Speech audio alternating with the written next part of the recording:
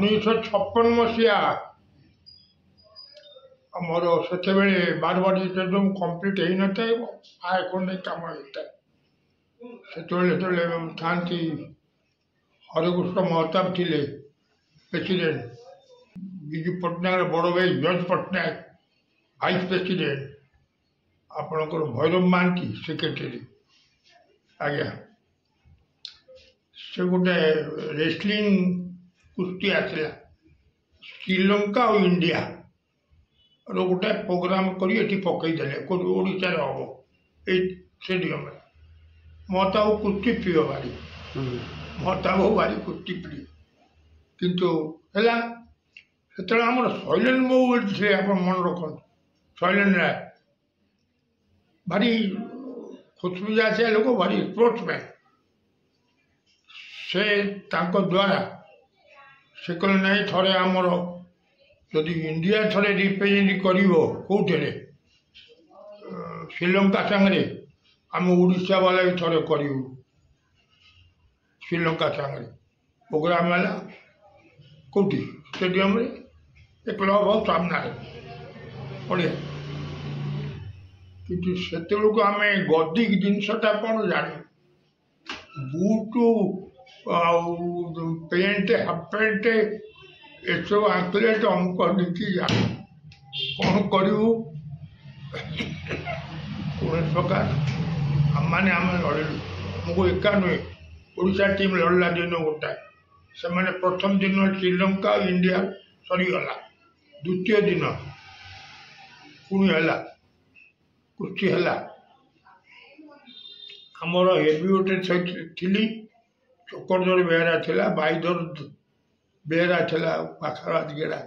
Police थिला मन पका शिवदास मुरलीधर पाइटाल आपणकर मस्जिद परिवार मिली गोटे ता ना सूता ठेकाया चा दुकान करता आम मैंने दिन फाइट कलु श्रीलंका सागे द्वितीय दिन आम 3 जन जीतिलु आम ओडिशा डिफिट करूँ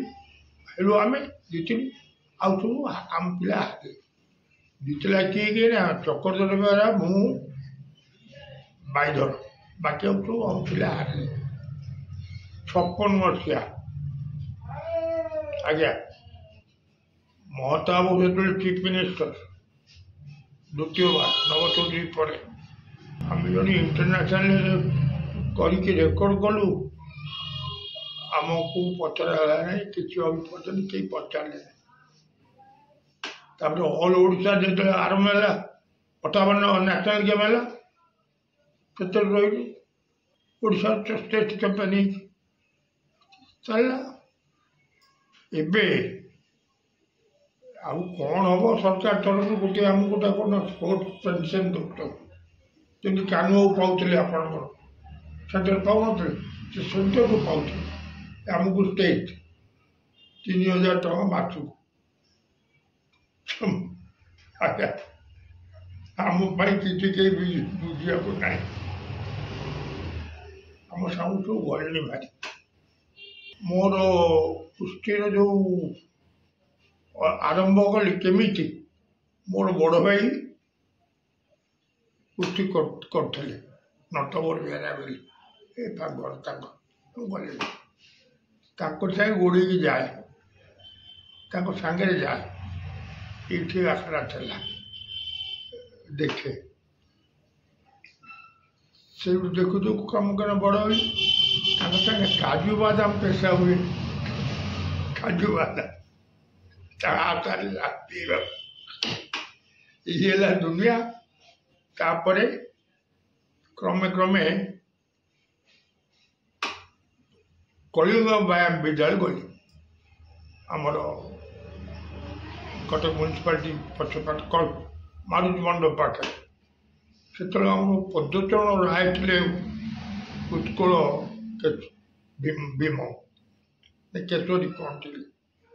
मो गुरु से बहुत शिखे खाइबा शिखे कुश्ती शिखे दंड बैठक मारिया शिखे गोटे गोटे गुरु बाहर कुश्ती गुरु बाहर आम गोपीनाथ बेहरा गोपी भाई कहते नहीं केउसाई गली ତାପରେ ଚକ୍ରଧର ଭାଇ ଗୋଟା ହଉଛନ୍ତି ଭିକାରୀ ବେହେରା, ସେ ଗୋଟେ ପ୍ରକାର। ତାପରେ ବଟ ମହାନ୍ତି ବୋଲି ଜଣେ ଥିଲେ, ତାଙ୍କର ବାଡ଼ି ଖେଳରେ ଗୋଟେ ରେକର୍ଡ, ଏମିତି କେତୋଟି ସେଇଠୁ ମୋର ନାଁଟା ପ୍ରଚାର ହେଲା ଲଢ଼ିକି ସବୁ। ଅଲ୍ ଇଣ୍ଡିଆ ରିପ୍ରେଜେଣ୍ଟ କରିଛି ପ୍ରତ୍ୟେକ ଷ୍ଟେଟ୍,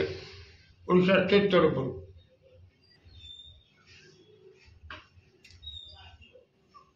ଉଣେଇଶହ 29 ମସିହା ଜାନୁଆରୀ 7 ତାରିଖ, ଗଣେଶ୍ୱର ବେହେରା